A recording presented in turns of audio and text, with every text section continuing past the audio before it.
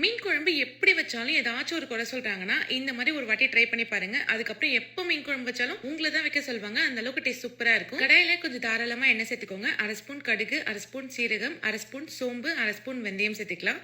இப்போ 1 கப் ஃபுல்லா சின்ன வெங்காயத்த லைட்டா தட்டிட்டு சேர்த்துக்கோங்க. 10 பல் பூண்டையும் தட்டிட்டு சேர்த்துக்கோங்க.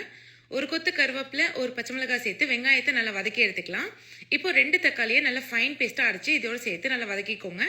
நல்ல பச்சை வாசனை போனதுக்கு அப்புறமா 1/2 ஸ்பூன் மஞ்சத்தூள், 1 ஸ்பூன் தனி மிளகாத்தூள், 5 டேபிள் ஸ்பூன் வீட்டில் அரைச்ச குழம்பு தூள், தேவையான அளவுக்கு உப்பு சேர்த்து இதையும் நல்லா வதக்கிடுங்க. இப்போ ஒரு பெரிய லெமன் சைஸ் அளவுக்கு புளியை நல்லா திக்காக கடிச்சிட்டு சேர்த்துக்கோங்க. கூட கொஞ்சமாக தண்ணி சேர்த்துக்கலாம். இது நல்லா மிக்ஸ் பண்ணிட்டு குழம்பு மூடி போட்டு ஒரு 10 நிமிஷம் கொதிக்க வைங்க.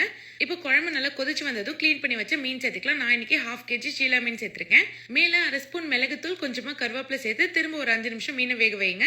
அவ்வளோதான், நல்ல கமகமான சூப்பரான மீன் குழம்பு ரெடி. இந்த மாதிரி மட்டும் ட்ரை பண்ணி பாருங்க. கண்டிப்பாக வீட்டில் எல்லாரும் பாராட்டுவாங்க. அண்ட் மறக்காம நம்ம சேனலை சப்ஸ்கிரைப் பண்ணிடுங்க.